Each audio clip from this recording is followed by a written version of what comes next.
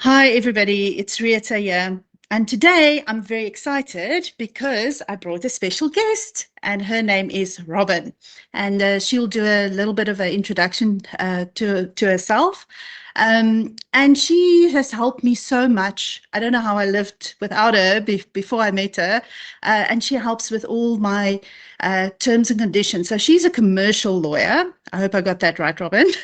Yeah. And but she's like my hero. Okay, so she helps me with reviewing my contracts, terms and conditions, and all of those things. And she's helped me protect myself and my business so often. And it's really just amazing having someone like that on your team. And we all, I've explained in previous videos, I've explained about this NSFAS pilot that's happening.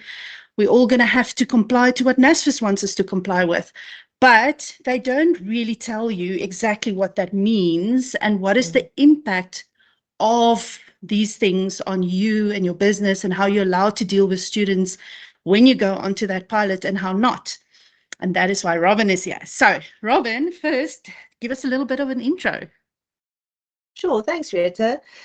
So my name is Robyn and I have 20 years of experience on commercial matters. I have dealt with leases many times in my life. I really enjoy the business side of law. I enjoy helping clients put together successful structures. And I've had the privilege of working with Rita for almost a year now. And the most important thing when it comes to putting your business together is actually making sure that you've got your ducks in a row, that you've got your war council, that you've got people that can be your advisory board who know exactly what it is that you need in your business and how to go ahead with it. So you're not just dealing with business by the seat of your pants, but you've got somebody who is really committed to making sure that your business flies. And that's where I come in. So, Robyn, thank you for that. And I think, this last year has really proven to me that you really can't not have that commercial person in your team. So for the guys that, if this is your first time, viewing and coming to the channel, welcome. My name is Retha, like I mentioned before, and we do student accommodation. We manage students all over the country. We have we've managed more than 3,000 over the last few years. And and we deal with NSFAS students, private bursary students, everybody that you can possibly think about. So that's what I do, and we are here. Hopefully, I can help you from an operational point of view. How do we deal with these changes? And Robyn will come in with her legal hat and tell us what I'm actually allowed to do and what not. So what I was thinking is today I'm going to open up these two documents. We'll do two separate videos for you. The one is the portal where you get your accreditation. What is the actual terms and conditions that they sign you up for? And I'll show you where to find that document. So you can go to the portal yourself and you can download it and go through it in detail as well. The other one is a lease agreement. And how that is generated. It's automatically generated by the system, and we'll share all about that in the next video. I'll put a link up there somewhere for you to click on to get to that video. Right. So this is what the portal looks like, and these for different provinces there might be a different link, but the one that we're using is profprod.nsfas.org.za, and here you go. Can see everything that you can do on here. I'm not going to go into all of that, but if you go right to the bottom, this is the important part, okay? Right at the bottom where it says quick links. And here you can see your accommodation provider terms and conditions. So if you're going to submit your property here on this portal, these are the terms and conditions that you have to comply with. Now, I know in general, whenever you just go on a website and they have their privacy policy and all of that, we just click yes, yes, yes. But this one is important. You can go on here and they will show you the full document. Okay, so what I have done is I looked at the terms and conditions and I have highlighted a few things, but let's go right to the top. Robyn, I mean, I think in terms of the definitions, for me, there wasn't anything really that stood out so much. It's just the standard definitions, right? So there's nothing there Yes. that we should worry about. No, no. That Okay, just cool. gives you the foundation of how to read the document. Okay, great.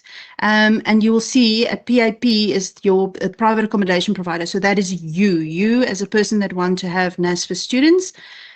You are that PAP. And you'll Yes. see this lease agreement that they're talking about says auto-generated. I think that was the main things there. And then it says terms and conditions for participation on the portal. Is there any way out of that, Robyn? Or is this is it now? If we go on the portal, this is what you have to comply with. Go on the portal. This is the document. This is the standard document that's generated by NSFAS, and it's there to ensure consistency amongst all the PAPs, to make sure that everybody's on the same page. You'll see in 2.2 that it says no variation unless recorded in writing by NSFAS, and that you as a PAP must comply with the accreditation and grading procedures. So this is it. This is the framework within which you have to operate.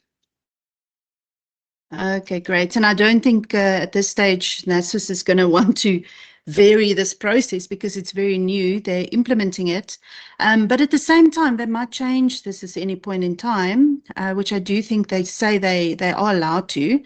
And the reason is that we're going through this pilot now. And in my case, we literally, I think we have 10 institutions that I deal with that are on the pilot that's going through this process. And there are lots of challenges. I'm not going to lie. It's been a little bit hectic, but they are trying to resolve it, which is the good news. And we're also part of the NSFAS task team to try and resolve the challenges. So I do think that at some point they might change this. So it's good to always go back and see the new terms and conditions. Robyn, do they have to let you know if they change this, or is it up to you to just go and review that as often as you want to? I would review it. Further down, it deals with changes, so we can maybe have a look at that Okay. when we get there. Okay, all right, cool.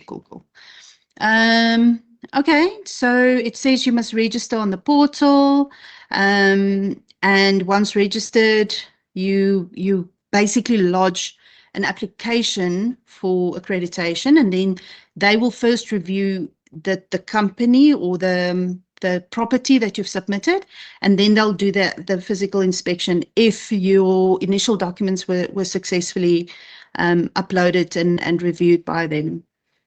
Yeah, so it's a three-stage step, so process. So you first submit your documents, they check your documents, then you have the inspection, then there's a decision-making process. So it's a long process. It's not quick. So yes, Robyn, you're 100% right. It's not something that's a quick process. It took us about two a day or so to just upload the initial documents, and then you wait for your meeting, your inspection to be scheduled, and that takes another 2 or 3 weeks. So after that,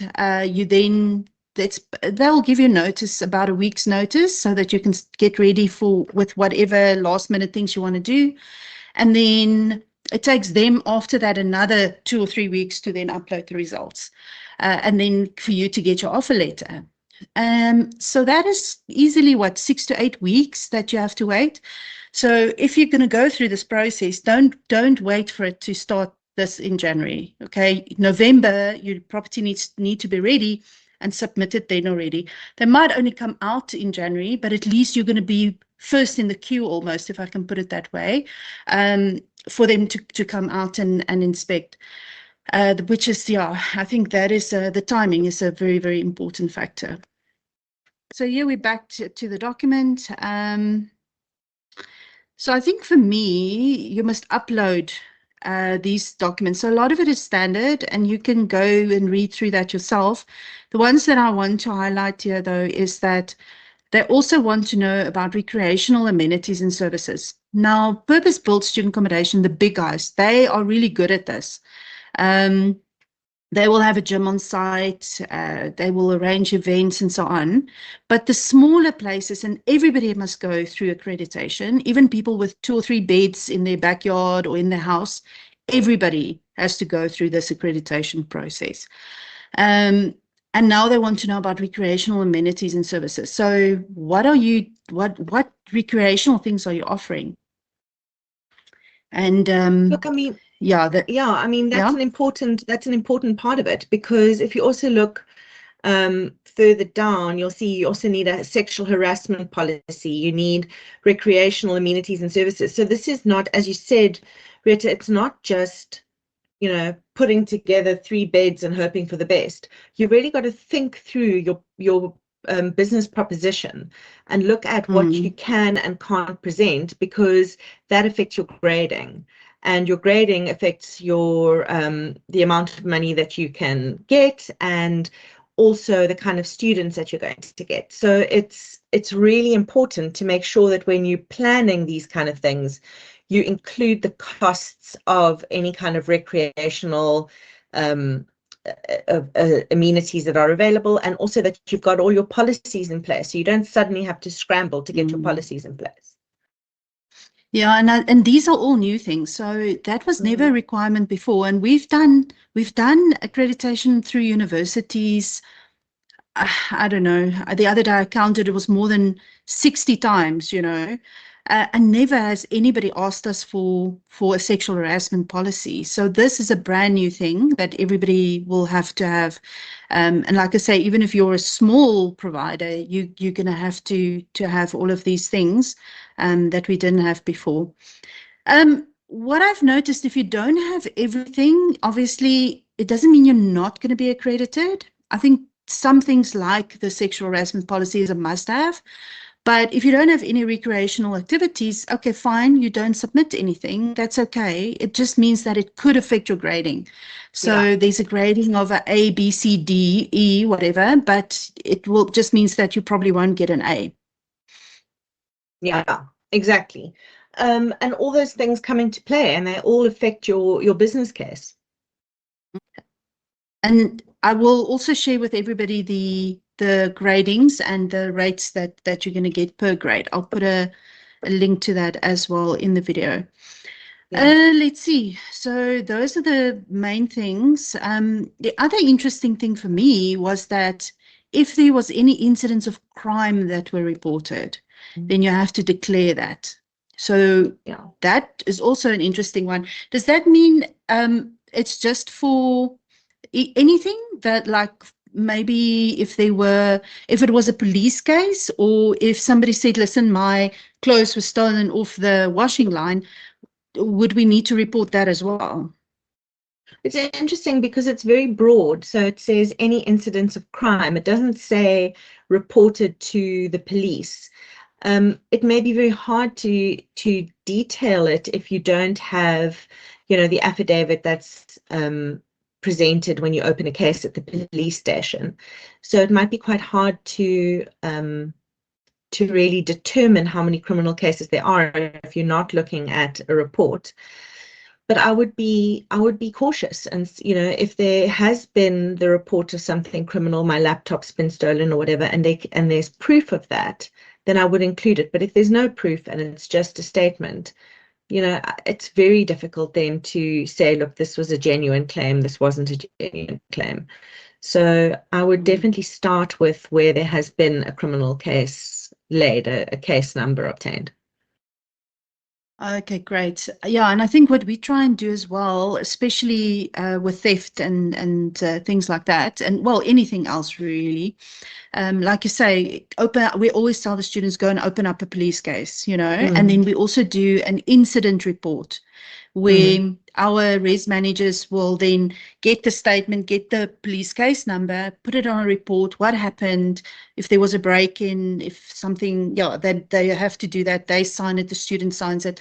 So that's what we do. So I like this idea that, it's only valid if you actually if it's a criminal case if you then go and you actually open up something. So yeah, so those ones, and if you do have your incident reports or whatever, you can provide that if they want the detail of what happened. You can lie and say there wasn't anything, but your grading will and your accreditation will be revoked if they find out. So exactly. better keep a record of these things. Yeah. Yeah, another interesting one, proof of tax compliance. So I get it if you're a business and you're going to be having or hosting or accommodating these students in a property that is exclusively just for that purpose. But now, if you are a person that just has 2 students in your house or at a flat, more likely, especially in the rural areas, there's a lot of grannies and whatever that have 1 or 2 students in their properties. Do they now also have to, I suppose everybody has to now get this tax clearance? Yep, that's right. It's a requirement. And if you don't have a tax number, you better get one and then submit all of that. Yeah, exactly. So that's another expense I think that people must keep in mind, especially the very, very small guys that are not doing it currently. Make sure that those students or the income from those students are actually being reported to SARS, which is, I think another thing that people don't always think about. Yeah. And NSFAS is now closing the loop on that as well. Then they talk about, you see, and your application will be disqualified if it does not meet any of those requirements. But but then you won't get to the inspection phase. Now, I've never actually had it where anything got disqualified or anything like that, even though I've had to submit, for instance, a zoning document which wasn't yet approved for students, but I had a application with council in. Then I would submit that application, and then it went through successfully to inspection, just so that everybody is aware of that as well. The other thing is unrestricted access to inspect. But now we have tenants that might already be staying in the property. So what do I do if the students don't want to open up for these guys when they come and inspect? I've had a case like that. Yeah, I can imagine. And so in your lease agreement with the students, you will see that there's an obligation for them to let potential purchasers inspect. It is a concern. I mean, you can't force a student to open a door, but you can make it, you can insist. But it's going to be it may be a challenge. It may be something that you have to seriously look at, and it's a risk factor. Yeah, I think it's almost to say to the students, listen, if we don't do this, if you don't open up, it means that we're not going to get accredited, which means you have to pay your own rent. Yeah, so exactly. Hopefully that's enough motivation for them to then work together there. Yeah, that's true. And I think the other interesting thing as well, we haven't had any unannounced inspections, but they're talking here about unannounced and unrestricted during the unannounced inspections, which is kind of contradictory as well, because they said that in the rental agreement, they were saying that you have to give the student notice if you're going to go into need to do maintenance, whatever, into their rooms. But here they want unrestricted access, unannounced, which makes it a bit contradictory, I would say. Yes, it's more, I think it's put in there as a mechanism to protect the students. So if they don't want to give the landlord time to suddenly run in there and get rid of all the rats, if there's a problem, they want access to the property to see it as it is. So it's a mechanism in there for the protection of the students. So I think with that in mind, if that's the way in which the viewing or the inspection is presented to the students, you can only do so much. You can only provide unrestricted access if the students will let you in, you know. So it's part of that process. And I think also probably, well, I think definitely what we will do is in the beginning of the year, we always have when everybody is in, we'll have a house meeting where we kind of go through the house rules again and just to kind of reinforce all of that. And I think potentially I'll update my house rules document or whatever to say that if there's an NSFAS unannounced inspection that you have to open up, so that at least there's awareness of that right from the outset, and it doesn't come as a surprise when that happens. I had an unannounced inspection once by CPUT, by the university. They literally just rocked up there in a bus, about 10 people, and they were just walking around. And by the way, they also interview the students when they walk around, and they're like, so what's the crime? Are you enjoying living here? And they took all of those comments and they sent it back to us, and they said, listen, here's some challenges that they picked up and that you need to sort out. So yeah, that is something that's quite nerve-wracking when they just show up. So you need to be ready always for your inspection. Yeah. So they will revoke your accreditation or suspend it if, and here's the difficult one, if you require them to pay a deposit or to make any form of payment to the PAP, to you. Yeah. So that's a tricky one, hey? That is a tricky one. So I think the thing to bear in mind is that if you're going to go into this business, it's a highly risky business. You've got a very highly regulated environment that you've got to operate in. Your students are not in a financial position to pay for any breakages or damages that you incur. And the students are also not allowed to be, that you can't just lock them out. So you can't take action against a student for funds if you aren't paid by NSFAS. You've actually got to go through an eviction process to get your student out. So, you know, it's a costly risk. And then to say that we can't get a deposit to offset any of those expenses is a problem. And when it says no other payment, that's very broad. So whether that means, you know, it's not tested and it's not narrowed. I mean, it's going to be, you'd have to, if you want to levy an extra payment, it would have to be completely removed from the leasing process, and you'd have to consider how that would work. But it's very broad, and the underlying idea is that no additional payments may be made by the student to the landlord, or the landlord may not levy any additional payments. So if you're a managing agent, you have to figure that out from a financial perspective. And as a landlord, you have to put that into your risk matrix.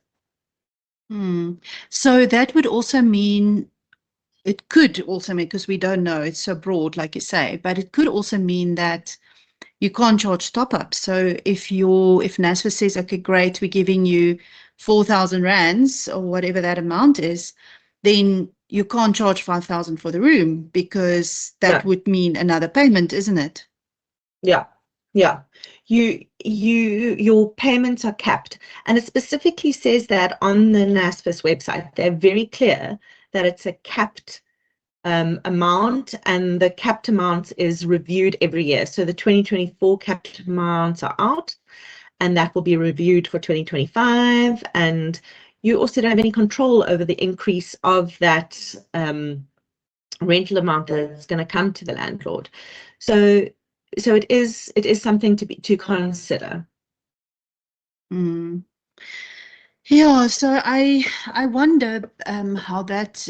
I'm interested. I'm watching to see how that's going to play out, because as much as they say that, I know that the purpose-built accommodation guys, they've got so many overheads and extra costs because of all these extra amenities that they provide in their buildings, that I can't imagine that that capped amount is going to be enough for them.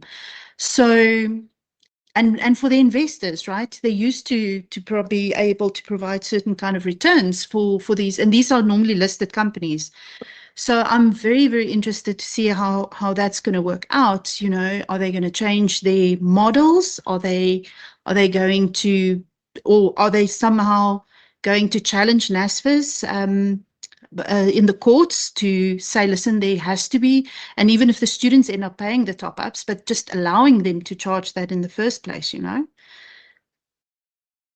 Yeah, and those guys have money to take NSFAS to court. I don't, so I'm going to watch and see what they do. Yeah, good idea. All right. Let's see what else was there. And then, of course, this is the defrauding that I was talking about earlier. So if they say declare your crime and incidents, you need to be able to do that. Otherwise, they could revoke or suspend your accreditation.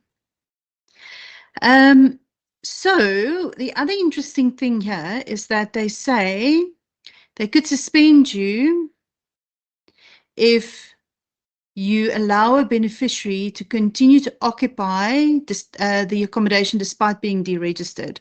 So if they deregister from the university and you allow them to still stay in your property, they can suspend your accreditation. So you have to kick them out immediately. Fail to notify NSFAS. So they want you as the accommodation provider to let NSFAS know that somebody has left your accommodation and why, and especially if they have deregistered. But what do I? How do I know they've been deregistered if they just disappear in the middle of the night? Because that's what students do. Well, one of the things you'll see in the lease agreement is that if the student disappears in the middle of the night, the lease agreement comes to an end. You then would know that they are no longer part, you know, they're no longer at the premises. But whether or not they've been deregistered from an institution, I don't know. That would have to be something that you would have to monitor, and I'm not sure practically what that means for the accommodation provider. Yeah, and I had an interesting chat actually with CPUT yesterday, and sometimes even they don't know. The student doesn't even deregister. They just leave. They just go home. So even the university has the same challenge there. Yeah, but I mean, at least like you say, if they're not there anymore, you can let them know, okay, the student left. And I'm also interested to see kind of the solution between when a student moves. So they will allow moves between properties, but how will that work? So in Potch, we have to give, in PE, we have to give a release letter. It says, okay, fine, I know you're not with me anymore. You're going to another property. And that property can only get paid once you get the release, they get the release letter. So interesting, yeah, to see. I wonder if NSFAS is going to, they don't mention anything like that. So I wonder, it's one of those things as well that we'll have to see what they're going to do there. Yeah, and then they talk about NSFAS will assign students, but I have not seen people being assigned. It's we still had to market and advertise, and then we uploaded the students. So I don't know if they're planning to change the process and send students to the accommodation, but if they say assign students, doesn't that, these terms and conditions then bind them also to send you students? It doesn't bind them to send you students. It doesn't say they must send you 60 students or 3 students or however much you can, or however many students you can accommodate.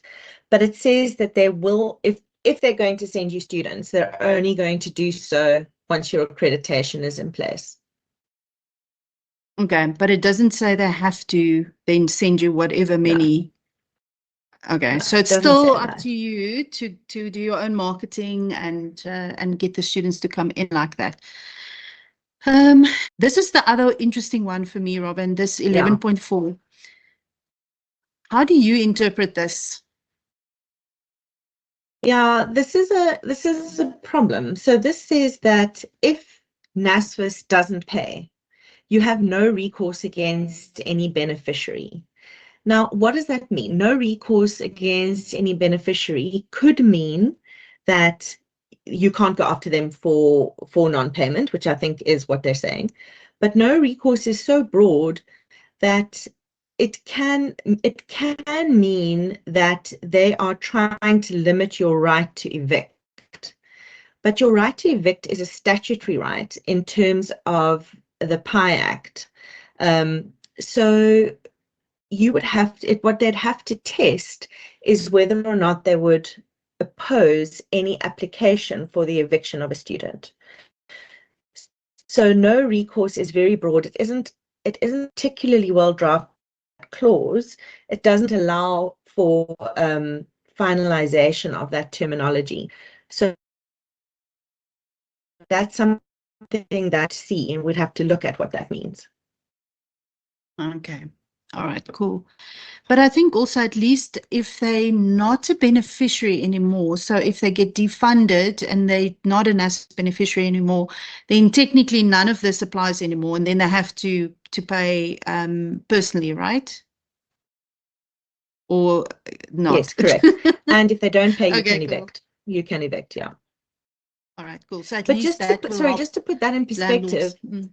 just to put that in perspective, an eviction application can cost, can cost up to 25,000 Rand. I mean, it's not a cheap exercise because you got to go through court and you've got to show your grounds for eviction. You've got to show that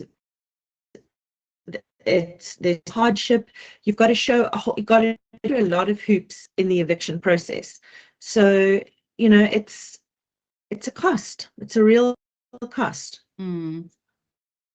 Yeah, so as much as and also the chances are, even though they got defunded for whatever reasons, if they got defunded because their results weren't up to the minimum that you need to get, it doesn't mean they have money to all of a sudden pay you, so that becomes another problem. No. Okay, so with defunded students, my experience with that has been that luckily these students, we try and then identify them as soon as possible, have a conversation with them. Can you come in then as private or not? If they can't, I haven't had a case where they insisted to stay and I had to evict. Okay, they have found other spaces and they left. So at least we've had that. I think parents are also just worried about their kids, man. I'm just thinking from a parent's perspective myself that, if I know that my child can't stay there, and you never know what is yes, legally you can do a lot, but in the meantime, your child might be kicked out and they're in the streets. You don't want your child to be in the streets. So I think parents are worried about that. And then they make a plan. They either go home or they go live with family members or friends or whatever it is. So I've never had a case where people stayed and I had to go through the whole eviction process, luckily. But it is important that they then, if you want your money for the months that they stayed there, you're going to have to look at a small repayment amount monthly, which is kind of the best case scenario. Otherwise, it's going to be a case of just writing it off. Here's your fees that people have to pay. So it's quite a lot. It's a lot more than what we currently paid to the universities, because there was also a limit. So with the universities, we would pay, let's call it 100 Rand per student, but then the max you would ever pay is 10,000. So there was always a limit, whereas this thing doesn't have a limit. So I know of some big landlords in Durban that have paid more than 500,000 for all their properties to be accredited, which is a lot of money. Sure. Yeah. And then there's a license fee as well, which is 5%. So if people hear this cap, it's 5,000 or 50,000, whatever for the year, there's still a license fee for you to use the portal of 5%. So you're actually going to get 4,750, not 5,000. So again, just something that people need to keep in mind. There was nothing weird in the confidential information section, right? Or is there anything No, there that we it's should be worried about? no, it's pretty standard. Right. Indemnities, I just see here that, NSFAS gets indemnified against anything that happens. Yeah. Is there anything in that section that you think is particularly worrying? Look, I mean, it's so you're indemnifying NSFAS for any, broadly, just in a nutshell, for any damages caused by the student or arising out of this agreement. So if the student breaks the microwave, you can't get a new microwave from NSFAS. You've got to get a new microwave, got to pay for a new microwave, and then, on charge it to the student if you can. Those are you can't go to NSFAS and say, well, you've assigned me student A, and student A has, drawn on the walls, and now we've got a problem, we've got to repaint. So, it's just limiting NSFAS's risk in this and putting the risk onto the landlord. Okay. Well, at least I guess that's not really different to how things are currently. Not like you're going to get anything out of them anyway if a student does something wrong. I think it's more just worrying that if they don't pay, you can't claim the money from them for defunded students and things like that, which is bigger amounts. Notices, I don't think that was all fine. Dispute resolution. I think under dispute resolution, there's some timelines if you have a dispute about your accreditation. But what is the 19.6? Can you just explain that a bit more? What does that survive the expiry? What is that? So what that means is even if they cancel the contract, the dispute resolution clause stays in effect, and you've got to do the dispute resolution in terms of clause 19. It just means that the dispute resolution clause doesn't fall away. Okay. All right. And then you cannot evict. So you've got an interest. Yeah. So what that means is if there's a dispute with NSFAS, you can't evict. So if NSFAS, this is what this is saying, is that if NSFAS is not paying and you've got a dispute against them, you can't evict or terminate. But that's got to be tested. We've got to look at what the statutory rights of the landlord are and whether or not they can contract out of that. So but it's onerous. For me, I think the part there that's a bit worrying is that if they let's give a scenario there. So we got accredited in the beginning of the year. Okay, great. Now there's a surprise inspection, and in that surprise inspection, they find out that there's issues. So an example would be last year there was a property and the owner had a borehole installed, and the borehole, the water came out brown. The water wasn't linked to the drinking water taps, but it was just linked to like toilets and the shower and stuff like that. When there was a surprise inspection, the students were like, well, we've complained there's not even clean water in this property, and the landlord has never fixed it. So in a scenario like that, NSFAS can go and say, okay, but you're now not accredited anymore. And now you raise a dispute and you say, but I should be accredited. You go through the whole dispute process, and with NSFAS could take, I don't know, the rest of the year, really. And they come back and they say, no, sorry, you're still unaccredited from June. Let's say that its surprise inspection was in June. From June to November, you were not allowed to evict students because you were in the dispute situation, but now you've been unaccredited, so you're not going to get paid for the last 6 months.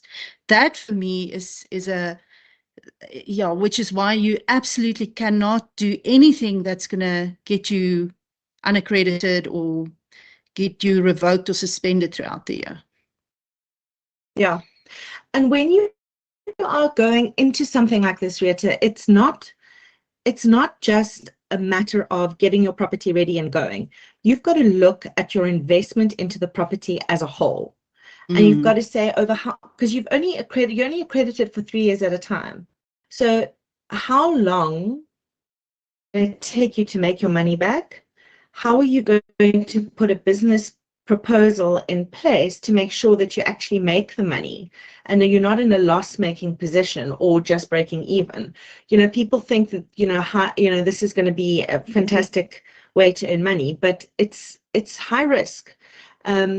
With high risk comes high reward, but you really need to crunch your numbers.